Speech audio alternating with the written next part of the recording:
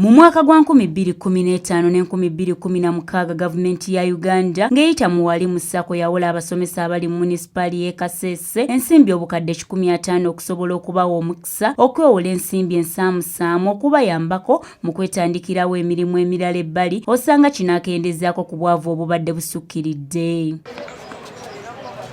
Wabula ensimbi zino zibalemeledde okuzzaayo nga bwe kyalina okukolebwa era okusinziira ku ssentebe wa walimu ssako Stephen Nabende mu lukuŋŋaana lwakubye ku Central Division Hall e Kasesse ategeezezza nga ensasula y'abasomesa bano bw'ebadde ey'akasoobo ddala ekireetedde amagoba ge balina okuzzaayo okweyongerera ddala. Kasesse Teacher Sacco, Municipal Teacher Sacco was advanced a loan of 150 million shillings in the year 2016, but the recovery or repayment mode has been very poor, whereby as we talk today, the money we gave them has attracted interest rates and the penalties, which now accumulate to a total of over 300 million shillings.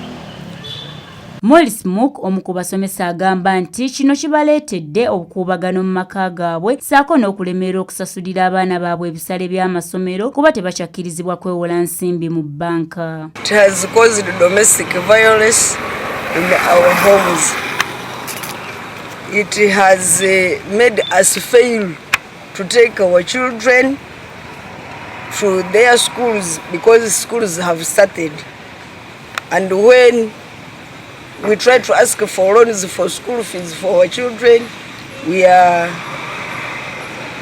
unable to access loans in the banks. Ye Isaiah Tumwesije town clerk we Kasesse municipal agamba nti ensimbi zino zireeseewo obweraliikirivu era bali mu kutya okutagambika. This issue is causing a lot of insecurity. It is causing insecurity among the staff.